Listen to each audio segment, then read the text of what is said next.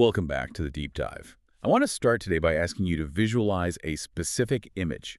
It's probably one of the most ingrained images in our collective education. You're back in high school. The room smells like pencil shavings and, I don't know, floor wax. There's a chalkboard in front of you covered in white dust, and right in the center is a right-angled triangle. And next to it, the formula. A squared plus b squared equals c squared. Exactly. The Pythagorean theorem.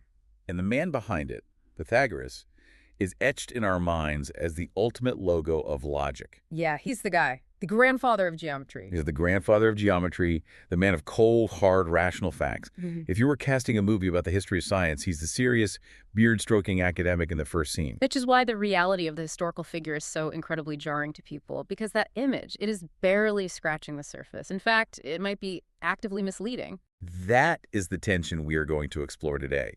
Because the more you dig into the actual sources, not the textbooks, but the ancient accounts, the more you realize that Pythagoras wasn't really a math teacher. Or at least not just a math teacher. Right. He was a mystic, he was a cult leader, he was a miracle worker who reportedly spoke to rivers and had a thigh made of solid gold. It creates this fascinating paradox right at the heart of Western civilization. We like to think that the Western tradition is built on logos, on reason, science, proof. But the man who, laid the foundation for that tradition was steeped in mythos, in ritual, magic, and the supernatural. It's like finding out that Isaac Newton was actually a high-ranking wizard. Which, oddly enough, isn't too far from the truth either, but that's a deep dive for another day. A whole other can of worms. So today, our mission is to peel back these layers of legend.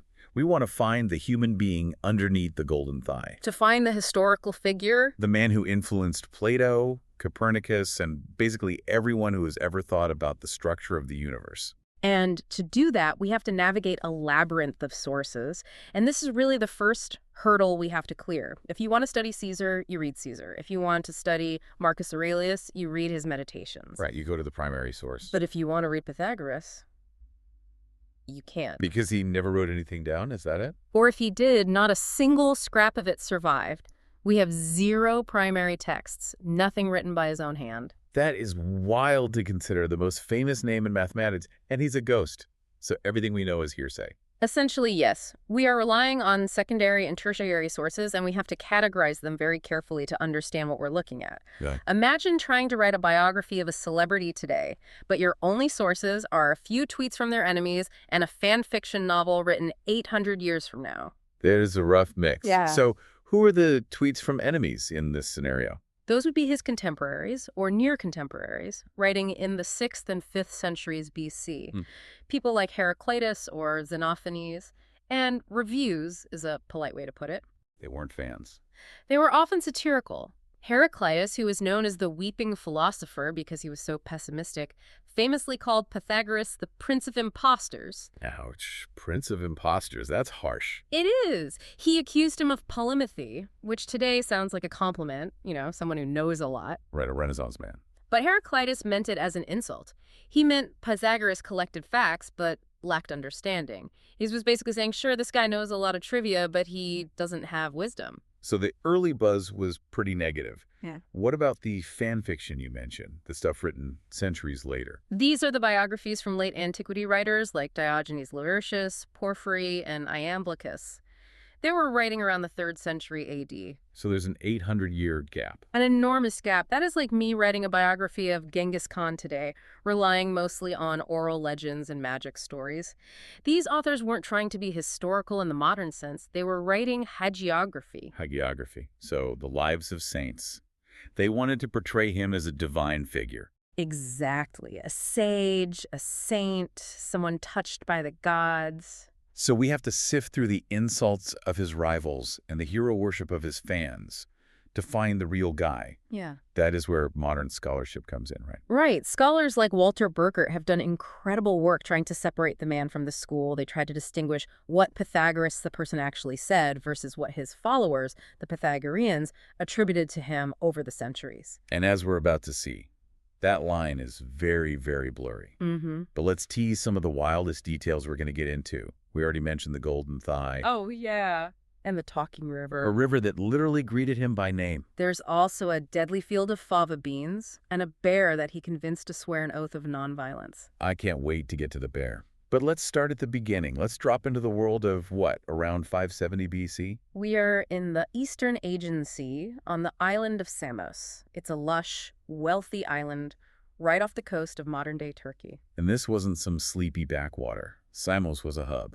It was a powerhouse, a major trading center, which means it was a place where ideas collided. You had ships coming in from Egypt, from Phoenicia, from the Greek mainland. It was an intellectual pressure cooker. This is the era of the Ionian Enlightenment, right? It is. Yeah. Thinkers like Anaximander and Anaximenes were just a boat ride away in Miletus asking these huge questions about what the world is made of. Is it water? Is it air? It was a revolutionary time for thought. And into this world, Pythagoras is born. We know his father, Misharchus, was likely a gem engraver or maybe a merchant. A respectable background, but the legends, of course, need more than that. They need him to be special from day one. This is where the hagiography kicks in immediately. Right away. The story goes that his parents visited the oracle of Delphi the Pythia. The Pythia was the voice of the god Apollo. The most important oracle in the ancient world. The most important. And she prophesied that his mother, Pythias, was already pregnant, which apparently was news to them, and that she would give birth to a man who would be supremely beautiful, wise, and beneficial to humankind. Beneficial to humankind. That is a heavy burden for a baby. And the name Pythagoras actually links to this story, doesn't it? It does. Later followers interpreted Pythagoras to mean he who spoke the truth, no less than the Pythian Apollo. Oh, wow. From the Pythia, and Agoras from Agorwan to speak. He was framed from birth as the mouthpiece of the god of light and reason. So he grows up on Samos, he's brilliant, he's beautiful, but he doesn't stay there. This is where we get into the famous gap year period, or really, a gap decade, the travels. This is a staple of the Pythagorean legend. It's this idea that Greek wisdom wasn't enough for him. To truly understand the universe, he had to go to the source. So the biographies send him on a grand tour of the ancient world. Let's break down this itinerary because it is exhaustive. Yeah. First stop, Egypt. Egypt was the gold standard for ancient wisdom. If you were a Greek intellectual, Egypt was like going to Harvard or Oxford. It was the ancient, revered source of knowledge. Absolutely. The stories say he learned the Egyptian language from the pharaoh Amasis II and then spent years, maybe decades, studying with the priests at Thebes and Memphis. And this wasn't just, a study abroad program. The claim is that he was initiated into their secret rites. Exactly. He supposedly had to undergo circumcision to enter the inner sanctuaries. He would have studied their geometry, which was highly practical, used for measuring land after the Nile flooded every year. Right, redrawing property lines. Precisely. And he would have learned their intricate theology and their obsession with ritual purity and secrecy. The Egyptian priests were notoriously protective of their knowledge. This idea of a secret doctrine, that's very Egyptian. So he picks up geometry and secrecy in Egypt. Then, according to the legends, things go wrong. Right. The Persian Empire invades Egypt, and Pythagoras is taken as a prisoner of war to Babylon. Which, conveniently for the legend, is the next stop on his wisdom tour. Exactly. This opens up the second major chapter of his education. Babylon, in the 6th century BC, was the world center of astronomy and mathematics. The Chaldeans, the Babylonian stargazers, had data sets going back centuries. We aren't just talking about looking at the moon. We are talking about serious data science for the ancient world. It's high-level pattern recognition. They could predict eclipses. They understood the cycles of the planets with incredible precision. If Pythagoras was there, he would have been exposed to a level of mathematical sophistication that simply didn't exist in Greece yet. And what else I read? He also studied with the Magi. The Magi, yes, the Zoroastrian priests. This is where the philosophy gets really interesting. Zoroastrianism is all about the cosmic battle between good and evil, light and dark. Dualism. Exactly. That concept of a binary universe order versus chaos, limit versus unlimited, odd versus even, that becomes a core part of Pythagorean thought. He may have picked that up in Babylon. And the list just goes on. Some sources say he went to Phoenicia for arithmetic, maybe even to India to meet the gymnosophists, the naked philosophers. Even the Celts and Iberians are mentioned. He basically went everywhere. But we have to pause here and apply our critical lens. Did he actually go to all these places? Modern scholarship is pretty skeptical, right? Very skeptical. It sounds a bit too perfect, like a greatest hits album of ancient wisdom. It's an appeal to authority, isn't it? That's the perfect way to put it. In the Hellenistic period, when these biographies were written, it was very fashionable to claim that great Greek ideas actually came from the older, wiser civilizations of the East. You wanted an exotic origin story. You did. If you wanted to legitimize Pythagoras, you didn't say, he thought this up while walking on the beach in Samos. You said, the high priest of Memphis taught him this in a secret chamber under a pyramid. Like Herodotus claiming Pythagoras got the idea of reincarnation from Egypt. Right, which Herodotus got completely wrong. The Egyptians had complex views on the afterlife, but they didn't believe in the transmigration of soul's reincarnation in the specific way Pythagoras taught it. That's more likely an idea with roots in Thracian or even Indian thought. So while he almost certainly traveled, Samos was a trading hub, he would have been around foreigners. Oh, for sure. He probably went to Egypt and the Near East. But the idea that he collected wisdom like stamps in a passport is likely a later invention to bolster his resume. Okay, so whether it's real or exaggerated, he eventually comes back to Samos, a changed man. But he doesn't stay. Why leave home again? Politics. Samos had fallen under the control of a tyrant named Polycrates. Now, Polycrates was a successful ruler. He built a powerful navy, great temples, but he was a tyrant. And Pythagoras wasn't a fan of tyrants. According to the stories, he found the lack of freedom stifling. He couldn't teach or live the way he wanted to. There's also the suggestion that he was just too popular, the burden of celebrity. Yes, exactly. He was constantly being dragged into public duties, forced to advise on politics, and he had no time for his real work, for his philosophy. I love the detail about the cave. Yes. Before he left, he supposedly tried to set up a school in a public place called the semicircle, but he found it distracting. He preferred to retreat to a secret cave outside the city to do his real thinking and teach his inner circle. The Bat Cave of Philosophy. So around 530 BC, at the age of 40, he packs his bags and presumably his geometry notes and heads west to Italy. Specifically to Croton. This was part of Magna Graecia, Great Greece. Southern Italy was heavily colonized by Greeks. It was a new world, a place of opportunity, kind of like the American frontier. This is where the school is born. But we need to be really careful with that word school. When I hear school, I think of enrollment forms, tuition, and lectures. But that's not what this was. Not at all. It was much closer to a monastery or honestly a cult-like commune. When Pythagoras arrived in Croton, his charisma was apparently off the charts. He made a huge first impression. A massive one. He gave these incredible speeches to the city elders, to the young men, to the women and children. He convinced the people of Croton, who were known for being a bit decadent, to turn away from luxury and corruption and embrace a purer, more disciplined way of life. And for those who wanted to go all in to become Pythagoreans, the lifestyle was extreme. It wasn't just attending a seminar. It was a total life overhaul. It was a brotherhood, a society. The core maxim was koinota philion, all things in common among friends. So they practiced a form of communism. Strict communism. When you joined, you handed over all your property, all your money to the community. You lived together, ate together, and worshiped together. You were bound by vows to Pythagoras and to each other. And the entry requirements were brutal. Let's talk about the silence. The 5-year silence. I want to just pause on that for a second. Can you imagine the psychology of that? You join this group, you're surrounded by people, you're supposedly learning these mind-blowing truths about the universe, but for 5 years, you cannot utter a single word. It is a profound psychological tool. It breaks down the ego. You can't justify yourself. You can't argue. You can't try to sound smart. You can't complain. You just have to listen. You become a vessel. You are forced to listen, to observe, to absorb. It turns you into a pure receptacle for the master's voice. Only after 5 years of silent listening were you deemed worthy to actually see Pythagoras face to face. It's basically active listening, taken to a torture level. And this hierarchy created a split in the group, didn't it? The listeners versus the learners? It did. This is the famous split between the akousmatikoi and the mathematikoi. Okay, break those down for us. The akousmatikoi, the listeners, were the outer circle. They were the ones who focused on the rules, the maxims, the akousmata, or things heard. So they followed the dogma. Yes. They didn't ask why. They just obeyed. Don't poke fire in the sword. Okay, put your right sandal on first. Got it. They were the religious hardliners, the keepers of the tradition. And the mathematikoi? The learners. Mathma in Greek just means that which is learned. This was the inner circle. They were the ones interested in the geometry, the astronomy, the music theory. They wanted to know the why behind the rules. So they were the scientific wing. You could say that. They wanted the rational proofs and the philosophical understanding. The acousmatikoi cared about the ritual, the mathematikoi cared about the reason. It's fascinating because this split foreshadows the entire future of Pythagoras' legacy. You have the religious mystics and the scientific rationalists all under one roof, claiming to follow the same man. And scholars debate whether this split existed during Pythagoras' lifetime or developed later, but the tension was clearly there from the beginning.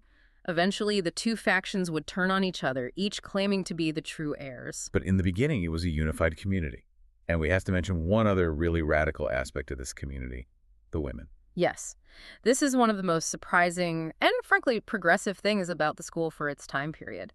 Ancient Greece wasn't exactly known for gender equality. Not at all. Women were generally confined to the domestic sphere, with very few rights. Exactly. But in the Pythagorean community, women were not only allowed, they were active members. We have records of female philosophers, scholars in their own right. Theano's the big name, right? Theano is the most famous.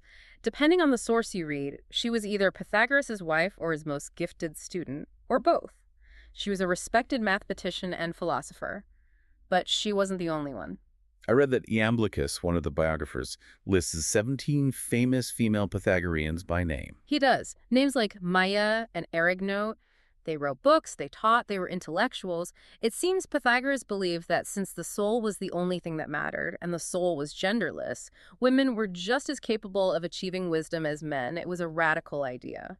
So we have this commune, men and women, living in silence, sharing property. But what were they actually believing? What was the central theology? The bedrock of the belief system, the one thing scholars are about 99% sure the historical Pythagoras actually taught, is metempsychosis. Which is a fancy Greek word for reincarnation. Transmigration of the soul. It's the idea that the soul is immortal. It is a divine spark that is trapped or imprisoned in a mortal body. When the body dies, the soul doesn't disappear. It moves on. It gets shuffled into a new body. And not necessarily a human body, which is key. That's the key part. You could come back as another human, or you could come back as a dog, or a lion, or a fish, or even a bean plant, as we'll see. This leads directly to the famous anecdote with the puppy. Right, the one from the satirist Xenophanes. He tells this story to make fun of Pythagoras. What's the story? He says Pythagoras was walking down the street and saw a man beating a puppy. Pythagoras runs over and screams, "Stop! Do not beat it, for it is the soul of a friend that I recognized when I heard its voice." Don't hit that dog. That's my old buddy Steve. It sounds like a punchline. Xenophanes definitely meant it as a joke. He was mocking him. But like all good satire, it points to a genuine belief. Pythagoras really did believe that all living things were kindred. There was a universal brotherhood of souls connecting humans and animals. And he claimed to have proof of this because he could remember his own past lives. This wasn't just a theory for him. He had the receipts, so to speak. He had the memories. This was his ultimate trump card. He claimed that in a past life, he was a hero named Ethalides, who was the son of the god Hermes. Okay. Hermes offered Ethalides any gift except immortality, so he asked for the one thing that could approximate it, to retain his memory, his consciousness, through the cycle of death and rebirth. That is a very clever choice. A brilliant choice. So he remembered being Ethalides. Then he came back as Euphorbus, a hero who fought and died in the Trojan War. And there? Then he was Hermonymus, a philosopher. Then Pyrrhus, a simple fisherman from Delos. He even claimed to have been a beautiful courtesan at one point. He had this whole CV of past selves. I love the story about how he proved he was Euphorbus with the shield. Ah, yes. This was his great magic trick to prove his identity. He was traveling and went into the temple of Hera near Mycenae. There were old shields hanging on the wall as votive offerings from past wars. He walked through, looked them over, and then pointed to a rotting, rusty one and said, "That one. That is the shield I carried when I was Euphorbus, before Menelaus killed me at Troy." That's quite a claim. The priests were skeptical, of course, but they took it down, scraped off the centuries of rust and decay, and supposedly, on the inside, they found the name Euphorbus inscribed. That is some David Blaine-level street magic. Yeah. But it solidified his authority. If he can remember what happened 500 years ago, you're going to listen to what he has to say about everything else. Well, absolutely. And this belief in the soul's journey dictated their entire way of life. The goal of being a Pythagorean was purification, or catharsis. To purify the soul. To purify the soul so it could escape the grievous wheel of rebirth and finally return to the divine realm where it belongs. And this purification was achieved through study, through music, and through a very, very specific set of rules. And this brings us to the symbol of the rules, or the akusmata, the things heard. If you want to purify your soul, apparently you have to follow some incredibly specific and frankly bizarre instructions. This is where the cult vibe really takes over. These weren't just ethical guidelines like don't steal. These were ritual taboos, things you must or must not do. For example, do not poke fire with a sword. Okay, let's analyze that. Is that practical advice? Like, don't ruin your nice sword by sticking it in the fire. Well, that's one interpretation, but Aristotle, who studied the Pythagoreans, seemed to think these were literal ritual taboos. Like, the fire has a spirit, the sword has a spirit, and you don't want to bring them into violent conflict. It's a form of defilement. But later philosophers tried to pretty them up, right? Yes, the Neoplatonists, like Porphyry, came along centuries later and were a bit embarrassed by all the superstitions, so they reinterpreted them as philosophical metaphors. So what did don't poke fire with a sword mean to them? For Porphyry, it meant do not provoke an angry person with sharp words. Don't poke a fiery temper with the sword of your tongue. That sounds an awful lot like a retcon. Like they were trying to make it sound deep after the fact. What are some of the other rules? Oh, there are so many. Do not pick up what has fallen from the table. Do not break bread. When you get out of bed, smooth out the impression of your body in the sheets. Why that one? The idea was to not leave a trace of yourself behind for spirits or bad magic to latch onto. Another one is do not wear images of the gods on rings. So no religious jewelry. Right, because it was seen as trapping the divine in a material prison. And my personal favorite, put the right sandal on before the left. The sandal one is fascinating. It implies a constant state of mindfulness. You can't just groggily get dressed in the morning. You have to be aware, okay, it's the right foot first. It turns every tiny action into a ritual. It creates a distinction between the sacred and the profane in every moment. The right side was associated with the good, the odd numbers, the masculine, the light. The left was the bad, the even, the dark. So you must always begin with the good. But the most famous rule, the one that has dogged his legacy for 2,500 years, is the diet. There's a lot of debate about meat, but everyone agrees on one thing: the beans. The absolute prohibition of fava beans. We have to dig into this. Why beans? Of all the things in the ancient world to forbid, why is the fava bean the ultimate enemy? There are two main theories here, and they offer a great window into the two sides of Pythagoras: the mystic and the scientist. The first theory is purely mystical and has a few parts. Okay, let's hear the mystic side.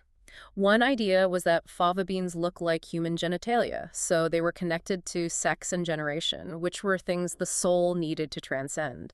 Another was that they caused gas, which disturbed the tranquil state of the soul. Right. But the most powerful belief was about their connection to the dead. Fava bean plants have a hollow stem. It was believed that this stem was a ladder, connecting directly to Hades, the underworld. So they were conduits for souls. They were conduits for souls. There was a folk belief that if you chewed a fava bean and left it in the sun for a certain number of days, it would start to smell like human blood or flesh. And there was the saying, eating beans is like eating the heads of one's parents. Exactly, because if souls transmigrate, and a bean can house a soul, that bean salad you're eating might literally contain the soul of your grandmother.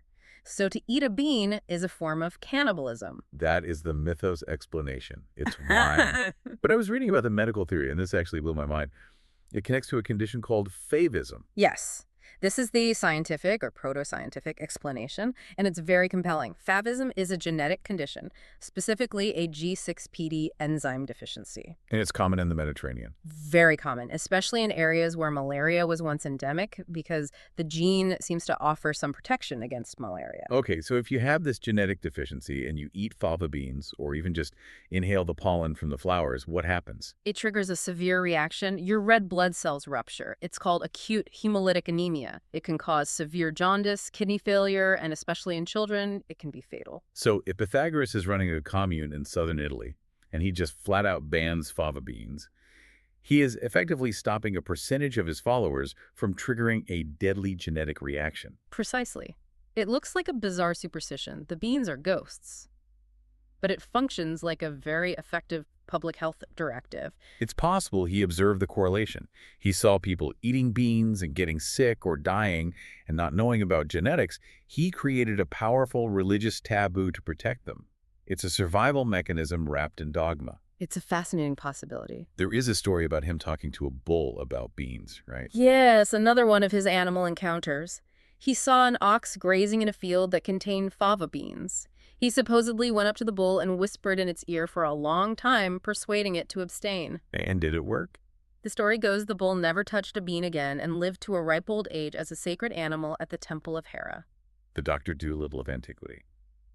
Okay, so we have the mystic rules, Yeah. but we can't ignore the reason most people know his name, the math, the mathematical side of the school. All is number. That was the motto, the Yeah. fundamental principle of reality. But we need to clarify something huge here right at the top. The Pythagorean theorem, $t plus b2 equals c22. Did he discover it? Almost certainly not. I feel like I need to write a letter of complaint to my 8th grade geometry teacher. You and everyone else. The Babylonians had this knowledge 1,000 years before Pythagoras was born. The Indians had it in their Silva Sutras.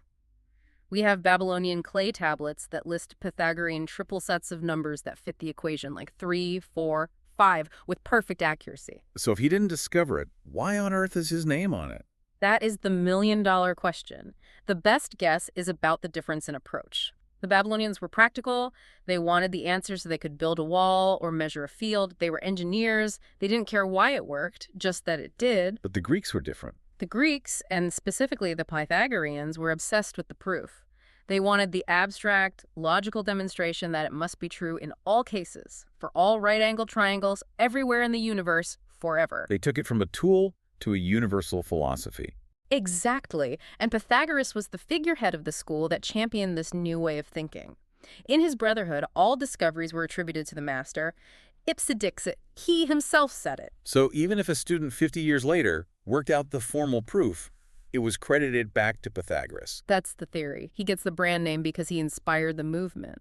But for them, math wasn't just homework. It was worship. It was the language of God. We have to talk about the Tetractys. Ah, the sacred symbol. The key to the universe. Okay, visualize this for me.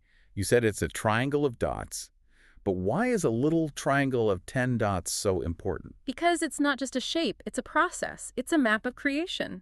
Imagine a triangle made of 10 dots. The top row is a single dot.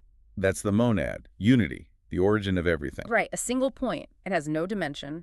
The second row has 2 dots. Connect those 2 points and you get a line. Now you have 1 dimension. Right. The third row has 3 dots. 3 points, if they're not in a line, define a plane, a flat surface, like a triangle. 2 dimensions. Length and width. And the bottom row has 4 dots. 4 points define a tetrahedron, a pyramid, a solid object. 3 dimensions. So in one simple symbol, you go from a single abstract concept, the number 1, to physical 3D reality. Exactly. And when you add up the dots, 1 plus 2 plus 3 plus 4, you get 10. The decade. For the Pythagoreans, 10 was the perfect number, the basis of the cosmos. They swore their most sacred oaths by the Tetractys. And this idea that numbers are the literal building blocks of reality leads to their most poetic and famous theory, the music of the spheres. Musica universalis. This is the idea that the planets make a sound as they move, right? It's the grand unification of math, music, and astronomy. Pythagoras, or the Pythagoreans, made the revolutionary discovery that musical pitch is determined by mathematical ratios. This is the famous blacksmith story. That's legend. It says he walked by a blacksmith shop, heard hammers of different weights striking an anvil, and realized the different notes they produced were related to the simple whole number ratios of their weights. Now, I read that the physics of the hammer story is actually wrong. It is. The physics of hammer weights doesn't work that way. It works with string length or pipe length. But the core concept is one of the most important discoveries in Western science. Okay, so explain it with a guitar string. Think of a guitar string. You pluck it, it makes a note. That's your fundamental. Now press your finger down exactly in the middle of that string. You have halved its length. The ratio is 2 to 1. Pluck it again. It's the same note, just higher. An octave. Precisely. If you take 2/3 of the string's length, the ratio is 3 to 2. That gives you a perfect fifth. If you take 3/4, you get a perfect fourth. He realized that harmony, the sound that we perceive as beautiful and consonant, is actually just simple whole number mathematics in action. He quantified beauty. He turned aesthetics into an equation. Yes, and then he made the great leap of faith. He extrapolated that to the sky. He reasoned that the planets and stars are massive objects moving in perfect circular orbits. So they must produce a sound. They must produce a sound, a hum. And because their orbits and speeds are governed by the same mathematical laws, their combined sounds must be harmonious. The entire universe is playing a symphony. But we can't hear it. Porphyry's explanation was that we can't hear it because it's always there. We are born into this cosmic music, so we tune it out. It's like living next to a waterfall. After a while, you don't notice the roar. Only Pythagoras, with his purified soul, was able to hear it. That is an incredibly beautiful idea. Mm. But there's a dark side to this obsession with perfect whole numbers. We have to talk about the scandal, the crisis of the irrational. The skeleton in the Pythagorean closet. Because their whole worldview, their entire religion, was based on the idea that everything in the universe can be expressed as a ratio of whole numbers, integers, clean, beautiful fractions. Everything was rational. And then they applied their own theorem, the one that bears their name, to the simplest possible shape. A square. A square, where each side is 1 unit long. Draw a diagonal line across the middle, from corner to corner. How long is that diagonal? Well, $8 plus B2 equals C22. So $12 plus 12 plus 12 is C22. 1 plus 1 is 2. So the diagonal is the square root of 2. And what is the square root of 2? It's 1.41421356. It just goes on forever. It never ends and it never repeats. It is irrational. It cannot be written as a fraction of 2 whole numbers. It defies the rule that all is number, at least as they understood it. And this terrified them. It was a cosmic flaw. It broke their universe. It meant that there was something messy, infinite, and unknowable right at the heart of their perfect rational geometry. And legend says they didn't take this discovery well. The legend is very dark. It says that a Pythagorean named Hippasus was the one who revealed this terrible secret, or perhaps discovered it himself. And the others were so horrified, so threatened by this truth, that they took him out on a boat and drowned him at sea. Talk about a harsh peer review process. Your math implies chaos, so we're going to murder you. It shows that, at the end of the day, this was a religion first and a science second. When the facts contradicted the dogma, they chose the dogma. And they enforced it with violence. So we've seen the math, the cult, the rules. But they weren't just staying in their commune. They got deeply involved in politics, didn't they? Oh, yes. They effectively took over the city of Croton. They became a political aristocracy. Why?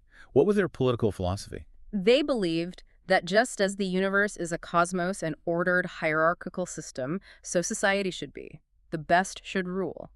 And the best, in their view, were, of course, them, the purified, enlightened philosophers. They were successful for a while, too. They led Croton to a major military victory against the neighboring city of Sybaris. They did. Sybaris was famous for being the opposite of Pythagorean Croton. It was known for its extreme luxury and decadence. That's where we get our word Sybarite. A city of pleasure seekers. Exactly. And in 510 BC, the disciplined, ascetic Pythagoreans led the army of Croton and crushed the luxurious Sybarites in battle. They then did something incredibly brutal. They wiped it off the map. Literally. They diverted the course of a nearby river to flow over the ruins, burying the city of Sybaris in mud and silt. That's a powerful statement. But this victory was actually the beginning of their undoing, wasn't it? It was. People tolerate eccentrics. They don't tolerate tyrants. After the war, the general populace of Croton wanted a more democratic constitution, a greater share of the power and the new land. And the Pythagoreans said no. They rejected it. They wanted to maintain their aristocratic control. This created huge resentment. And that resentment found a leader, a man named Cylon. And Cylon had a personal grudge against Pythagoras, right? Very personal grudge. Cylon was a wealthy, powerful noble. He had tried to join the Pythagorean school earlier in his life, but Pythagoras had rejected him. He failed the vibe check. Pythagoras reportedly used his quasi-divine insight to see that Cylon was violent, arrogant, and tyrannical in character. So he said, "You can't sit with us." Cylon never forgave him. So when the political tide turned against the Pythagoreans, Cylon was there to lead the mob. He was. He and another politician named Ninon stoked the popular anger, and it erupted into violence. And this leads to the dramatic finale. Yeah. The attack on the school. Yes. The Pythagoreans were gathered in a meeting house. Some sources say it was the house of Milo the wrestler, the famous Olympian who was one of Pythagoras' followers. The mob, led by Cylon, surrounded the house and set it on fire. And the story of Pythagoras' death is a bit of a choose-your-own-adventure tale. There are multiple versions. There are. In some versions, he isn't even there. He's away on the island of Delos, tending to his dying teacher, Pherecydes. But the more dramatic versions put him right in the middle of the fire. There's the human bridge version. Yes, it's an incredible image of loyalty. His students realize their master is trapped by the flames, so they lie down in the fire side by side, forming a bridge with their own bodies so that Pythagoras can walk over them to safety. That is horrifying devotion. So in that version, he escapes. He escapes, But in one telling, he is so heartbroken by the sacrifice of his students that he loses the will to live. He takes refuge in a temple and starves himself to death. But then there is the Beanfield version, Yeah. the one that feels like a cosmic joke. This is the most famous legend, the one told by Diogenes Laertius and others. It's the most ironic and, in a way, the most Pythagorean. Set the scene for us. He escapes the burning house. He and his surviving followers are running for their lives. The mob is right behind them with swords and torches drawn. He's running across the countryside, and suddenly he comes to a halt at the edge of an obstacle. Not a river, not a cliff. A field of fava beans. A field of fava beans in full bloom. He stops dead in his tracks. He looks at the beans, then looks back at the men coming to kill him, and he makes a choice. He refuses to cross the field. He refuses. He declares something like, "Better to be captured than to trample these beans, better to be slaughtered than to speak of our mysteries." He refuses to violate his own sacred law, even to save his own life. The mob catches up to him and cuts his throat right there at the edge of the field. He died for the beans. It's the ultimate irony, but it's also perfectly consistent, isn't it? He lived by the code, he died by the code. It cements him as a martyr for his own philosophy. So the man dies, the school in Croton is burned and destroyed, but the legacy, it's just getting started. It goes nuclear. The survivors of the massacre scatter across the Greek world, spreading the teachings, and eventually those ideas reach a young, brilliant aristocrat in Athens, a guy named Plato. And Plato is the conduit. He's the one who takes these ideas and bakes them into the foundation of all Western philosophy. Plato is basically a Pythagorean fanboy. His dialogues, especially the Timaeus, which is his creation myth, are drenched in Pythagoreanism. What are some of the specific ideas he took? The idea that the soul has three parts: reason, spirit, and appetite. That's Pythagorean. The idea that the physical world we see is just a shadow, an illusion, and the real world is the world of eternal forms, or for Pythagoras, numbers. That's Pythagorean. Cicero, the Roman orator, said, "They say Plato learned all things Pythagorean." And through Plato, these ideas flow into everything that comes after. They influence Aristotle, the Stoics, and then they get picked up by early Christian theologians. The idea of the body as a prison for the immortal soul, that has a huge influence on Gnosticism and Christian asceticism. And then let's fast forward through the Middle Ages. The Renaissance and scientific revolution arrive, and suddenly Pythagoras is everywhere again. He becomes a hero for the new scientists. We see it in architecture, like the Pantheon in Rome, which was designed with Pythagorean numerology. But the big names are Copernicus and Kepler. Right. How did Copernicus use him? This is a great example of branding. When Copernicus proposed the heliocentric model, that the Earth goes around the sun, he knew he was in for a fight with the church. He needed an ancient, respected precedent to protect himself. So he name-dropped Pythagoras. He cited the Pythagoreans explicitly in his book. He pointed to Philolaus, a later Pythagorean who had proposed that the Earth moved around a central fire. Copernicus essentially used the Pythagorean mystique to sell the biggest scientific shift in history. He claimed he wasn't inventing something new and heretical. He was just restoring the lost wisdom of the great Italian school. And Johannes Kepler. Kepler was a true believer. He wasn't just doing astronomy, he was consciously trying to prove the music of the spheres. His masterwork is called Harmonices Mundi, the harmonics of the world. And he actually worked out the notes. He literally wrote down the musical notation for each planet based on its orbital speed. He thought Saturn hummed a low, deep note because it moved slowly, and Mercury and Venus sang a high soprano. The whole project was a search for God's divine geometry. It was a Pythagorean quest. And even today, I mean, you look at modern physics, string theory. It's purely Pythagorean. The idea that the fundamental particles of the universe aren't particles at all, but tiny vibrating strings, and their frequency, their note, determines whether they appear as an electron or a quark. That is the blacksmith story with a PhD. And what about the simulation hypothesis? The popular idea that the universe we live in is actually just code running on a giant computer. That is the ultimate expression of all is number. If you could look beneath the matrix of reality and see the raw code, the ones and zeros, you would be seeing what Pythagoras saw in the Tetractys. The belief that reality is, at its root, a mathematical structure. And we can't forget the vegetarians. Right. This is a fun piece of trivia. For over 2,000 years, if you didn't eat meat, you weren't called a vegetarian. That word didn't exist until the 1840s. So what were you called? You were called a Pythagorean. The Pythagorean diet meant a meat-free diet. So if I'm in London in 1810 and I order a salad at a restaurant, I'm eating a Pythagorean meal. Exactly. The Roman poet Ovid wrote a long, passionate speech for Pythagoras in his epic poem, The Metamorphoses, where he pleads for the lives of animals based on the doctrine of reincarnation. And that speech was hugely influential. Hugely. It inspired Percy Shelley, Lord Chesterfield, Henry David Thoreau, Leo Tolstoy. The modern animal rights and vegetarian movements trace their intellectual DNA directly back to that madman who stopped a man from beating a puppy. It is incredible to think about. We started this whole deep dive with the dusty classroom triangle, and we've ended up with a golden-thighed shaman who influenced everything from quantum mechanics to the veggie burger. It is the great paradox, isn't it? We like to think of science and reason as the opposite of religion and mysticism. But the roots of our scientific tradition, that fundamental faith that the universe makes sense, that it is ordered, that it can be described with a simple, elegant formula, that faith was born in a cult. He looked at the chaos of the world, the tyrants, the wars, the confusing beings, and he said, no, underneath all this there is a pattern, there is a harmony, there is a song. And whether he personally proved the theorem or not, that fundamental insight that the world is intelligible, that we can understand it through reason and math, that is arguably the most important idea in the history of human thought. So here is a thought to leave you with. If Pythagoras believed the universe was made of numbers, and today we are building artificial intelligences made of code, and we describe the fabric of space-time itself with mathematical equations, did the mystic from Samos actually get it right? Maybe the universe really is just music, and after 2,500 years, we are finally learning how to hear it. Next time you look up at the night sky, try to listen for the hum. Thanks for diving deep with us. See you next time.